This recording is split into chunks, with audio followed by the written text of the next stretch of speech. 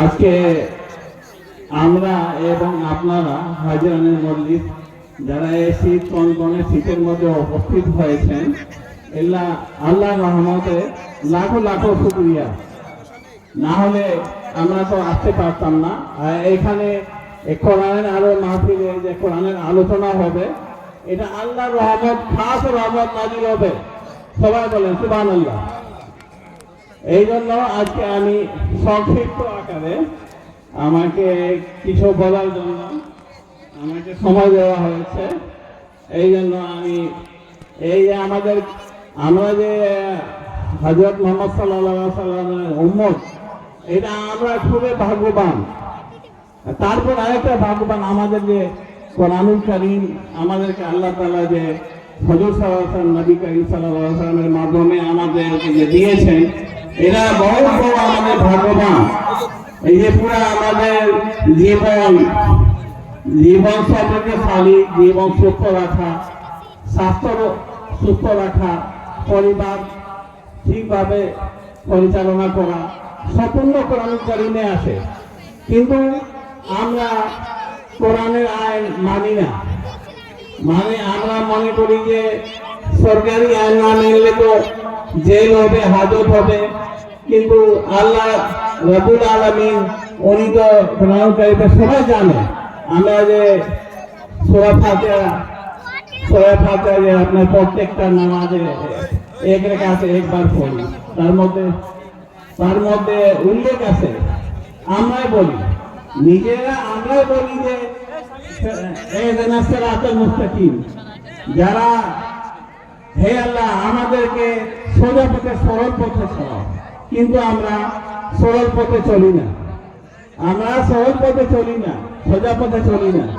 মানে কোরআনকে ঠিক মতো মানি না।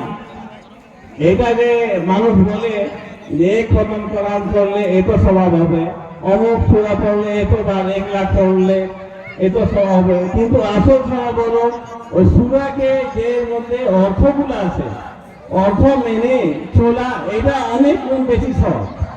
খালি পড়লেন, মনে করেন যে এরকম পড়লেন যে এই চুরি করলে এটা হবে বা অপকর্ম করলে এটা হবে, কোরআন কারীমে যে এরকম উল্লেখ আছে, ওটা যদি আমরা শুধু পড়ি, আপনার পরে আমরা ওটা মূল্যায়ন না করি, পালন না করি, কোনো লাভ নাই। আপনি 1 লাখের উপরে প্রতিবার পড়েন, কোনো লাভ হবে না। এই জন্য আমরা বলেছি কোরআনের আইনকে মেনে চলুন, এটা অনেক উপকার। এটা আমরা যদি কোরআনকে না মেনি, নামাজ না পড়ি বা কারো হক না মারি, এটা আমাদের ক্ষতি হবে। আমাদের যে বিবেক আছে, একটা আদালত আছে, ওই বিবেক কিন্তু আপনি যদি গুনাহ কাজ করবেন, কিন্তু আপনার বিবেকটা বলে দিচ্ছে ভিতর থেকে যে আপনি এটা গুনাহ কাজ করতেছেন। আপনি হয়তো উপর থেকে মন থেকে কাজটা করতেছেন, কিন্তু আপনার বিবেক কিন্তু বলতেছে যে না, আপনি গুনাহ কাজ করতেছেন, আপনি থামেন, কিন্তু আপনি থামতেছেন না। এটা আপনি গুনাহ দিন দুনিয়া দুইটাতে আপনি গুনাহ কাজ করলেন, এটা আপনাদের ক্ষতিকারক। এটা কেউ পার পায় না। যেরকম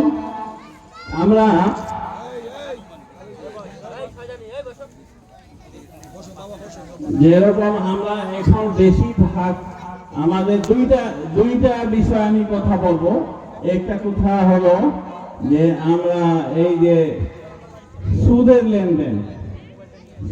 লেনদেন করে অনেক ব্যবসায়ী হোক বা গৃহস্থলী হোক, যে কোনো হোক, আমরা নিঃস্ব হয়ে যাচ্ছি।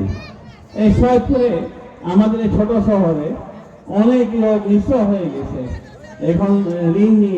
এটা আল্লাহ রাব্বুল আলামিন সূরা আল বাকারা আয়াত নাম্বার 275 এর মধ্যে যারা সুদ খায় তারা তার ন্যায় কবর থেকে উঠবে, যাকে শয়তান স্পর্শ করবে পাগল বানিয়ে দেয়। এটা এই জন্য যে তারা বলে বেচা কিনা সুদের মতো, কিন্তু অথচ আল্লাহ রাব্বুল আলামিন বেচাকিনাকে হালাল করেন, ব্যবসাকে হালাল করেছেন এবং সুদকে হারাম করেছেন। অতএব যার কাছে তার রবের পক্ষে থেকে উপদেশ আসার পরও সে বিরত হলো, মানে আল্লাহর আইন থেকে বিরত হলো, যা গত হয়েছে তা তার জন্য ইচ্ছাধীন, আর তার ব্যাপারটি আল্লাহ হওয়ালেন।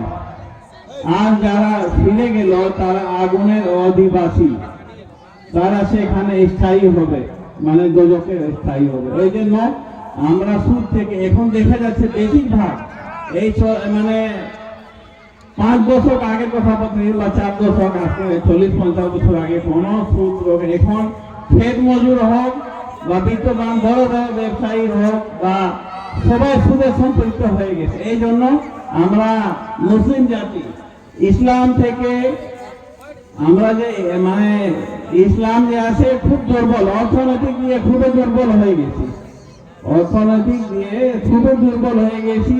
ক্ষেত মজুর হয় সেও দেখেন সমিতির মধ্যে মানে আবদ্ধ আছে, বলে কি করবো আজকে সমিতি দেবে, জ্বর হয়েছে, সেই ক্ষেত মজুরের জ্বর আছে, সেই জ্বরের মধ্যেও যাচ্ছে, জ্বরের মধ্যেও কর্ম করার জন্য আছে না যে সমিতি দিতে হবে।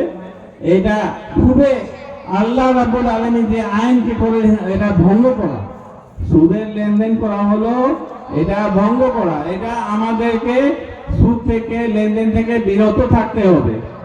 আর এর মধ্যে আমাদের উপকার, আল্লাহর কোনো যায় আসে না, সুদ খান বা ঘুষ খান, এটা আল্লাহর কোনো একটু মানে একটু কিছু হবে না। আপনি নামাজ না পড়েন, আল্লাহ তাআলা কি কিছু হবে? কিছু হবে না, ক্ষতি হবে আপনার। এটা আল্লাহ রাব্বুল আলামিন যে আপনাদের কোরআন কারীমে লিখিত আইন যে দিয়েছেন, এই আইন আমাদের উপকারের জন্য, আমাদের ক্ষতির জন্য না। যারা কোরআনের আইনের মতো ঠিক চলতেছে তারা দেখেন ঠিক আছে, আর যারা কোরআনকে আইন অমান্য করতেছে আপনার দুনিয়াতে এখন দেখানো হচ্ছে, দুনিয়াতে।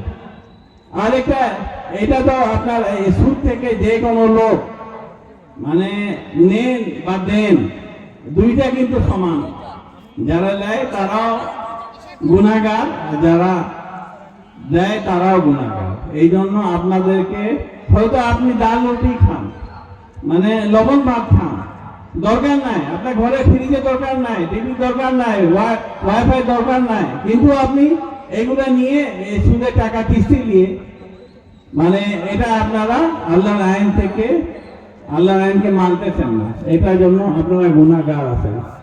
আর আরেকটা কথা বলি, আমরা অপচয়কারী শয়তানের ভাই, কোরআন কারীমে আছে অপচয়কারী শয়তানের ভাই।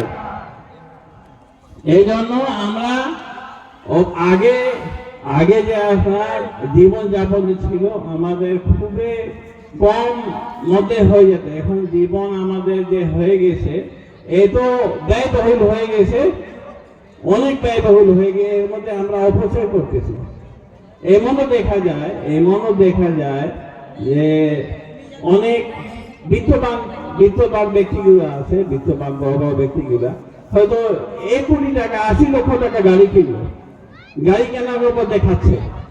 যদি 5-10 টাকার মধ্যে গাড়ি পাওয়া যায়, রাস্তা তো ওটাই থাকে, রাস্তা তো আর ভালো হবে না, আপনি মার্সিডিজ করেন, এই 80 লক্ষ বা 1 কোটি টাকা গাড়ি কিনলেন, ওই গাড়ি ওই যদি ওখানে 70 লক্ষ টাকা বেশি লাগলো, ওই 70 লক্ষ টাকার মধ্যে আপনি জমি কিনেন বা মিল ইন্ডাস্ট্রি করেন বা ব্যবসা বাণিজ্য করেন, এর মধ্যে রোজগার হবে, সমাজে লোকজনের রোজগার হবে, তার মধ্যে জাকাত বার করা হবে। কিন্তু 80 লক্ষ টাকা বা 1 কোটি টাকা গাড়ি যে কিনলেন ওটা তো মানে রিজার্ভ হয়ে গেল, ওটা তো আর আপনার উদ্ধার হবে না, উদ্ধার তো আর হবে না। 70 লক্ষ টাকা ওখানে বেশি লাগলো, আপনি 10 লাখ টাকা, যেরকম আমাদের 4.5 লাখ টাকা গাড়ি আছে, যখন দরকার হয় আমি যেখানে 4.5 লক্ষ টাকা গাড়ি আছে, এটা আছে যে বিত্তবান ব্যক্তি আছে ওটা রাখতে হয়। অনেক লোক দেখা যায় 4 লক্ষ টাকা মোটর সাইকেল কিনে আর ফেসবুকে ছাড়ে দেয় 4,35,000 টাকা আমি মোটর সাইকেল কিনলাম। মোটর সাইকেল তো আপনার 70-80 লাখ টাকা দিয়ে পাওয়া যায়। এটা না যে আপনি প্রয়োজনে মোটর সাইকেল কিনবেন না, আমি এটা বলতেছি না, কিন্তু 70,000 টাকা মোটর সাইকেল আর ওখানে 4.5 লক্ষ টাকা নিলেন, বাকি লাগলো 3 লাখ 80,000 টাকা। ওই 3,80,000 টাকায় জমি কিনেন, গোল্ড কিনেন, এটা হাদিসে আছে, জমি কিনেন, আবাদ করেন। জমি কিন্তু যদি কিনে আপনি বঞ্জর রাখে দেন, মানে আবাদ না করেন, এটা আল্লাহর কাছে জবাব দিতে হবে। বা আমি জমি কিনি, ওটাকে আমি ঘর বাড়ি না বানাই বা আবাদ সুবাদ না করি, কিন্তু এটা হলো অপচয়, এটাও অপচয় হলো। এটার গেলে আমি অন্যদিকে আবার যাচ্ছি, আমরা মেইন পয়েন্টে আছি। আমরা অপচয় প্রচুর করতেছি, অপচয়। এই অপচয় বিশেষ করে আমাদের বিশ্বে সৌদি আরব সবচেয়ে এগিয়ে আছে। সৌদি আরব, এই সৌদি আরব যে সোনা বাইর হয়েছে, তেলের খনি বাইর হয়েছে, এটা কি ওদের একা সম্পদ? এটা পুরো মুসলিম জাতির সম্পদ। এটা আমি জোর বলে বলে মুসলিম জাতির পুরো সম্পদ, সবাইকে দে। মানে আমি বলতেছি ওদেরকে যে আমরা মুসলিম জাতি যে বিশ্বে আসি, অনেক লোক, অনেক দেশ আছে 2 বেলা খাবার জুটে না, তারা কি দেখে না? তাদেরকে এখানে বিনা সুদে টাকা দিয়ে তাদেরকে মিল ইন্ডাস্ট্রিজ করে, তারা আরাম এসে অপব্যয়, অপচয়, মানে শয়তানের ভাই। কোরআন কারিমে একদম ক্লিয়ার ভাবে লেখা আছে যে অপচয়কারী শয়তানের ভাই। তা আপনারা কি মানে অপচয় করে শয়তানের ভাই হতে চায়? কেউ চাবে না। কিন্তু অর্থ হলো ওটাই যে অপচয়কারী শয়তানের ভাই। আর একটা আমি সরকারকে বলি, এখন যে তত্ত্বাবধায়ক সরকার আছে, সরকারকে বলি, এখন স্কুল কলেজে কমার্স যে আপনার ডিগ্রি আছে, কমার্স একটা মানে বিজনেস, ওর মধ্যে প্রত্যেক জায়গায় হিসাব কিতাবে সুদের লেনদেন লেখা আছে। এত টাকা নিবে ব্যাংক থেকে, এত পার্সেন্ট সুদ দিতে হবে, এত তারপরে লাভ করতে হবে। এই সুদের প্রচলনটা, ওই জন্য আমি বলতেছি মানে সরকারি বই থেকে যে বোর্ডগুলোর বই আছে, সুদের যে লেনদেন ওর মধ্যে পরোক্ষভাবে সব বইয়ের মধ্যে প্রত্যেকটা কমার্স হিসাবে সুদের মানে প্রচলন লেখা আছে। এই জন্য আমি বলতেছি ওই জিনিসটা ওই উঠাই দেওয়া হোক। আমার সরকারের কাছে বিশেষ অনুরোধ, প্রত্যেকটা বইয়ের মধ্যে, প্রত্যেকটা হিসাবের মধ্যে সুদের লেনদেন।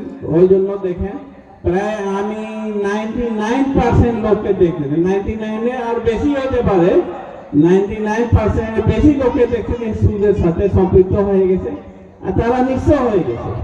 আমি বলতেছি যদি কিছু বিশেষ প্রয়োজন হয় আপনাদের টাকার কোনো ব্যবহারের জন্য, কোনো কাজের জন্য, আপনারা কিছু জিনিস বিক্রি করে দেন।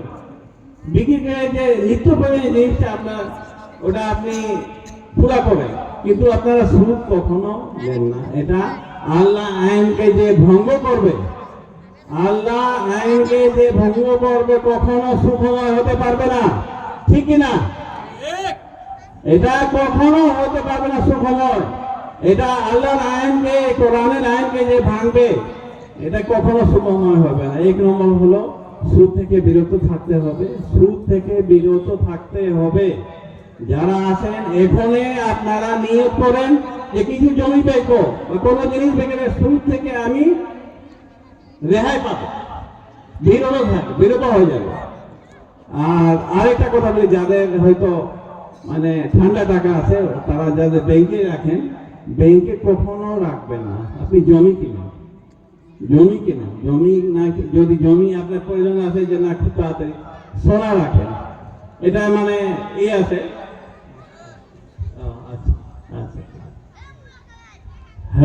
আর আপনারা আমার বক্তব্য শুনলেন, এটা আপনারা এর উপরে পালন করবেন, এইটা আমার সার্থক হবে, আপনারা সার্থক হবে। এখানে আল্লাহ তাআলার রহমত, খাস রহমত নাজিল হবে। আর যদি আপনারা না মানি, আমি বললাম, এখন আপনারা শুনলেন, আপনাদের উপর দায়িত্ব বর্তায় গেল। আমি এই বক্তব্য শেষ করে আসসালামু আলাইকুম ওয়া রাহমাতুল্লাহি ওয়া বারাকাতুহু।